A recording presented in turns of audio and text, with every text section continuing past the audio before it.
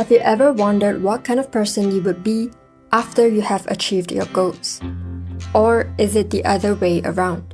What kind of person do you first need to be to achieve your goals? Hi, my name is Kayla, and this channel is all about building a life of freedom through financial freedom. On my journey to financial freedom, there have been times when I found myself getting in my own way.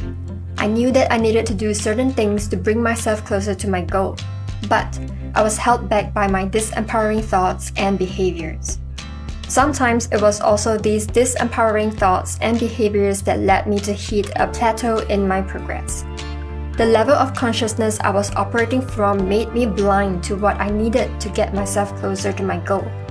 I was my own barrier to greater wealth, success, and freedom. That's when I realized that getting to financial freedom is not just about the money.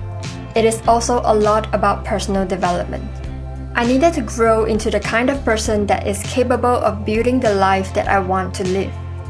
To do so, I needed to get rid of my disempowering thoughts and behaviors and adopt empowering ones that are conducive to my goal of financial freedom. Because of this, I became very interested in personal development for financial freedom, and this interest led me to this book, Rich Habits by Tom Corley, and then this book, Rich Habits, Poor Habits by Tom Corley and Michael Yardney. This second one is an updated and expanded version of the first one. This book explores the idea that financial success is less about luck and more about the daily habits you cultivate. It draws on Corley's 5-year study of the daily activities of those rich and those struggling financially. It argues that the rich and the poor have distinct sets of habits that contribute to their financial situations. Each of us has our own habitual behavior, thinking, decision-making, and emotions. By becoming aware of our disempowering habits, eliminating them, and being committed to adopting the habits of successful people, we can increase our chances of financial success. It outlines 30 rich habits that are common among wealthy and successful individuals, and provides actionable steps to implement them in our daily lives.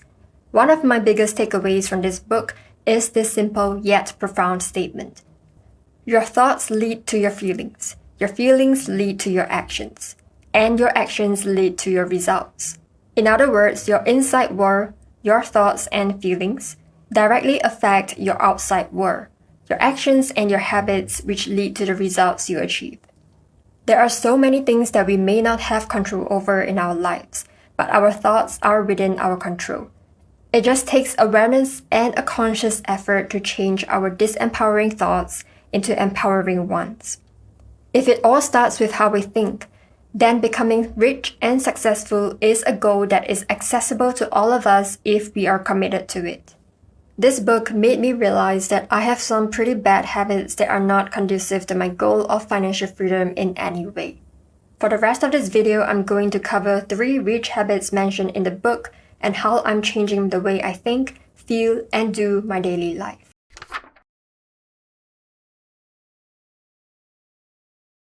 The book highlights that successful people engage in self-improvement every day. For the most part, this involves reading.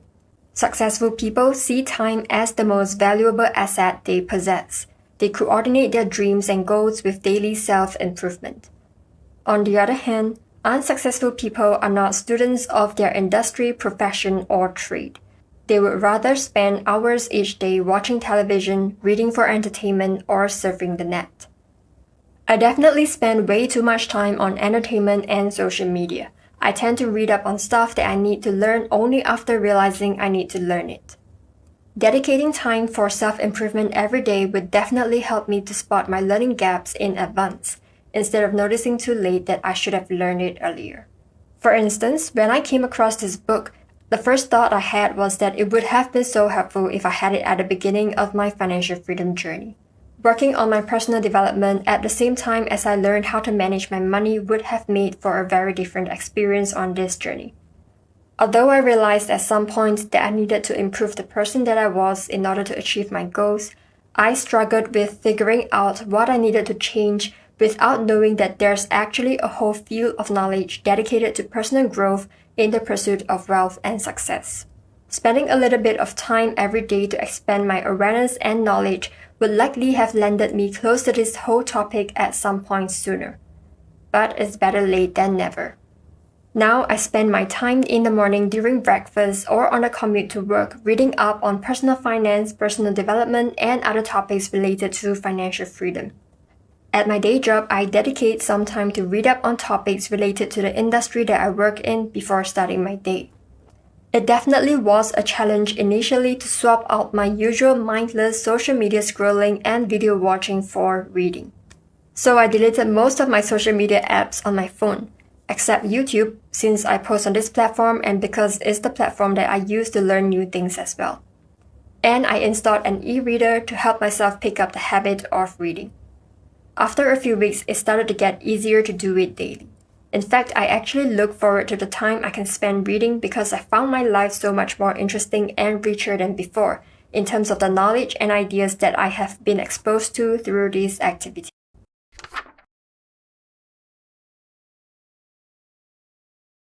The book says that rich relationships help lift you up in life. They are always happy, optimistic, grateful, enthusiastic, open-minded, and lifelong learner types who help elevate your chances for success. One of the hallmarks of successful people is the conscious effort they make to associate with other success-minded individuals. We can choose to be rich by association or poor by association. Rich by association means we surround ourselves with other success-minded people. Poor by association means we surround ourselves with individuals who have a poverty mindset. Successful individuals put a high value on the individuals they want to associate with. I grew up in a working middle class family and was instilled with working middle class beliefs about money and success. That I needed to study hard and get good grades and then graduate and find a stable job that I can tolerate that will give me a steady paycheck until I retire in old age. People around me, my family and friends, all thought the same thing. Most of the people at work also believe in progressing up the ranks of the corporate ladder to be considered successful. Unfortunately, I realized in my early days after I entered the workforce that I couldn't see myself working at my stable job for the rest of my life. Or rather, fortunately, I felt this way because it led me to start my financial freedom journey to build a life that is richer in every aspect of the word. So I don't have rich friends or family members in my network. But one way I found to compensate for this is through books and online communities written and led by rich and successful people. Books like this one are a great way to stand on the shoulders of successful people and learn from the valuable knowledge and experiences. The right online communities I subscribe to have been a great source of information, motivation, and constant reminders to keep working on my goals and become a better version of myself every day. While I don't have a real-life network of rich, successful people to associate with, I know that I can access their wisdom and positive influence through books and online platforms, which are easily accessible to anyone with access to a public library or the internet. Reading about this rich habit of associating with success-minded people made me realize the need to be aware of the mindsets and habits of my real-life network of family and close friends, whom I live with and associate with on a regular basis. Sometimes it's so easy for me to be subconsciously influenced by their beliefs and habits, which then trigger these same deep-seated beliefs and habits I have ingrained in me since childhood. I would have to be very conscious of that when it happens and work on realigning myself to the beliefs and habits of success-minded people that I want to adopt. One of my goals is to work towards having this new set of success-oriented beliefs and habits so ingrained in my life that I grow immune to any disempowering beliefs and habits. And I can in turn positively influence others around me instead with these success-minded beliefs and habits.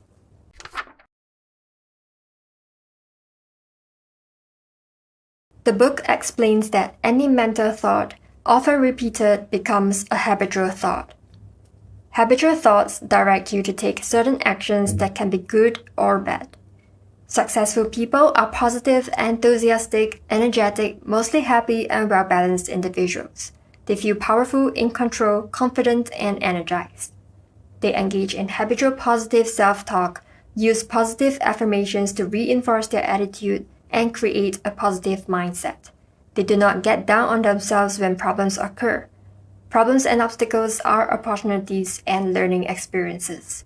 Successful people control their thoughts. Bad thoughts are displaced immediately by good thoughts.